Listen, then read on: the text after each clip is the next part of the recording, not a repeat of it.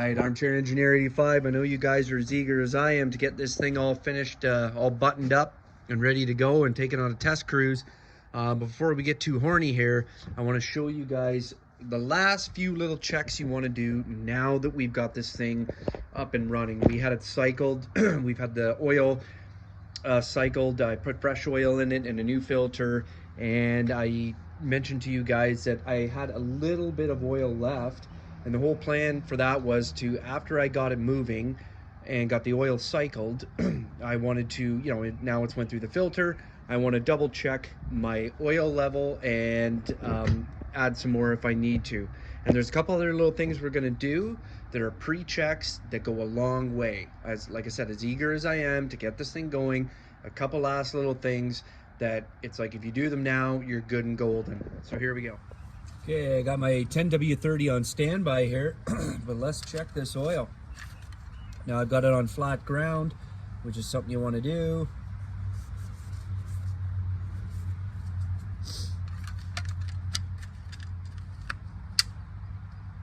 Okay. I'm just going to check it there. We're not bad. We're at,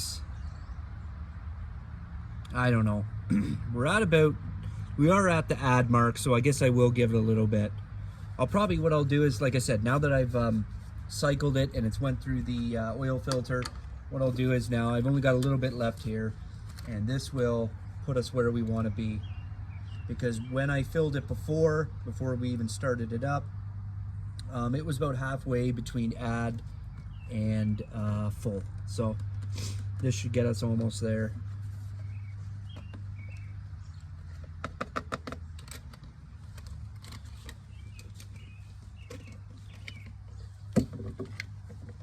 Okay, recheck. And I will probably recheck. I may not show you guys, but I probably will recheck at least one more time as we get going with things.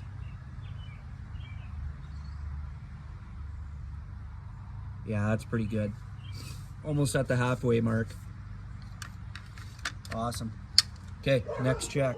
Okay, so we're gonna fire this back up, and what we're gonna check is we're gonna take my trusty carburetor and choke cleaner here, and we're gonna check for vacuum leaks. The main important areas are basically any area of like where your gasket would be downstream of your carburetor. As everybody knows, before fuel injection in computers, your carburetor was basically your sending unit or your mixing unit that took your fuel and your air and mixed them together at the correct ratio. Now, downstream of it, after it's been metered, if you get an air leak and it's sucking in unmetered air, that can cause a lot of problems. It can cause high spike in high RPM, hanging idles. It can cause excessive heat. And two-stroke is really bad. It can burn down the cylinders. So we're going to spray it here. We're going to spray it here, and we're going to spray it on this gasket here because this is downstream of the carburetor. We can check it here as well, but it's not as big of a deal, and the reason for that is this is the air coming in and it hasn't been metered yet. So any air that comes through here will just be added towards, be added towards the air that's being metered. So anyways, I'm going to fire this up.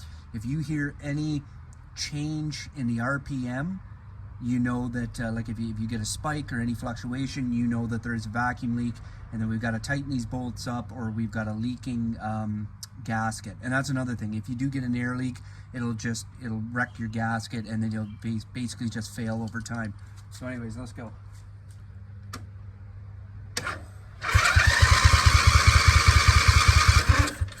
We'll give her a bit of choke.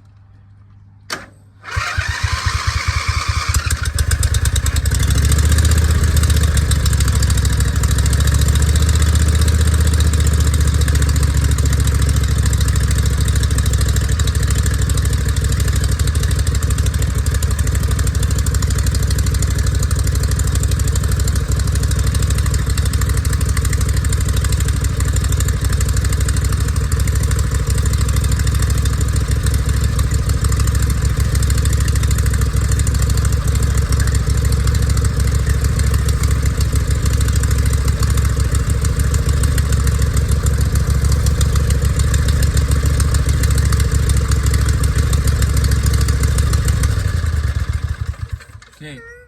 Okay, so as you can see there, it was a nice, you can see the smoke of the carb cleaner burning off, but it was a nice, consistent idle. There was no spikes, there was no bogging downs, there's no leaks at all. So this thing, like it didn't affect, or it didn't affect it at all. It just stayed on the outside of the carburetor, no problems. And I even checked over here and there was still no leaks. So we are good to go in terms of that. If you got them, smoke them. In this case, we've got new spark plugs, so we're gonna install them. They're a no-name brand. They don't even have the name on them. Some people might say, well, they might be cheapies. Oh, sorry about that. They might be cheapies. They might not be any good, but to be honest with you, I don't know. I think they'll be all right. These old ones I'm taking out are Champion spark plugs, so I will keep them around. I mean, I should probably go get a new pair anyways, but I'll keep them around, and in the event that I ever thought, okay, I think those spark plugs are giving me, the ones from, you know, China are giving me a hard time, the no-name ones, I could just easily swap these back in, and we could have a go. Brand new, so fresh. Anyways, I'll just show you guys the one side. I'll do the other side off camera. I'm not going to get into, you know, oh, you need torque specs for this, guys. Use your brain. You know, you got to figure out hand tight where you get it nice and snug, where it's not, you know, too snug that you're, you know, going to strip it out, but it's not too loose that it's going to back out with the vibrating. The other thing I want to point out as I'm doing this is I can't get over how quiet this engine is and how smooth it is compared to the, oh, this has got a different size. Huh. I need a bigger socket. The two sockets don't match. I'll have to go get that and dial that in. Anyways, how smooth this V-twin is, and it does make sense. It'd be a more well-balanced engine, but I absolutely love it and how quiet it is. The single cylinder, I guess it's very aggressive. It's just going like this, back and forth. But I find this one, it's a bigger displacement, it's more power, but it seems quieter and boy, a lot smoother. So I'm gonna go get the right size spark plug socket for this, and I'm gonna get both these tied in. Okay, I'm a sucker for video. I've got my two spark plug sockets here. The old one ran on a 5/8, and the new one is the 13/16. So, kind of funny. I don't think I've ever run into that before. As I mentioned before, I will be keeping the old spark plugs, and if I have any issues, I can swap them out quick. And I very well might, but we'll see.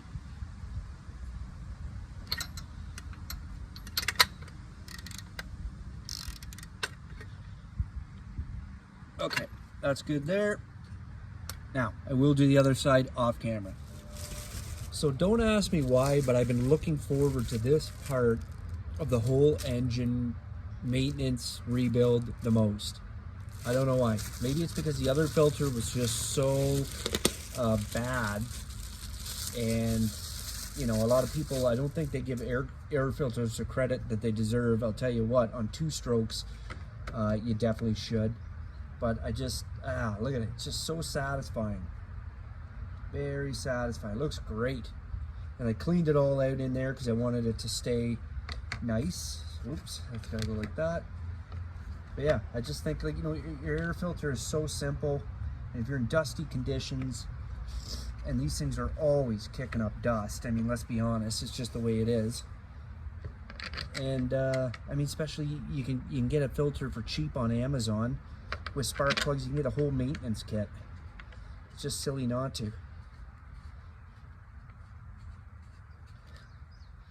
All right, that's the last piece. Okay, so we're gonna run it through its paces now. Now this is when things get real serious. Now this thing's got to move under its own power. So what I'm gonna do is I'm going to leave the hood off, and we're gonna take her around for a spin.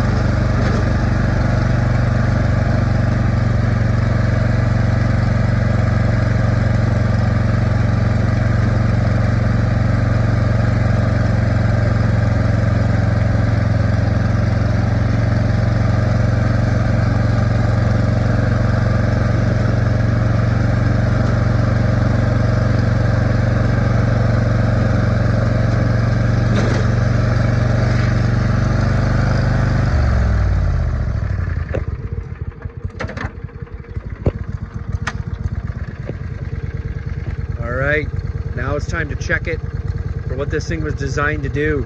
Cutting. Let's go.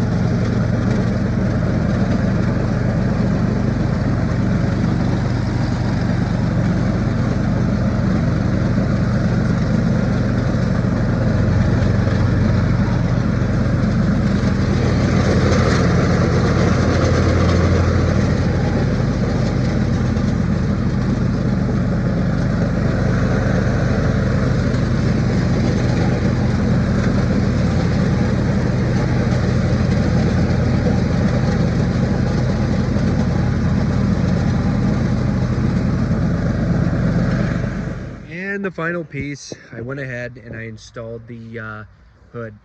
It's pretty easy. You just got your two little slots, one on each side, and then you got your spring holders down here. Those just slide in there. It's an open C channel down there, and that's all there is to it. And the best part is I actually didn't know if this hood was going to fit over top of this engine. I thought maybe it'll need a little bit of trimming here, just because it's a different, I actually, to be honest with you, I do think this engine sits lower than the last engine, but maybe that's just an illusion. But as you can see here, yeah, it closes good. And this little gap here, that was there on the other engine before, because as you can see down here, I had to do a little bit of modifying here because the hood originally broke off and it's got a bit of battle damage. Maybe I'll look into getting a new hood, but guys, that basically wraps it up for this project. This is a Briggs 21 horsepower Intech V-twin engine. I really enjoyed having you guys follow along. If you followed along this whole time, I hope you got something from this, and I also hope that I won your subscription. You'll subscribe, you'll like, and you'll comment. This is a lot of fun doing these projects. You don't have to get them done in a weekend, and that's what a lot of people think. You can just tinker away at it like I did. I think my other engine blew up about, I don't know, a month and a half ago, maybe 2 months ago. I can't remember. I think it was the end of May.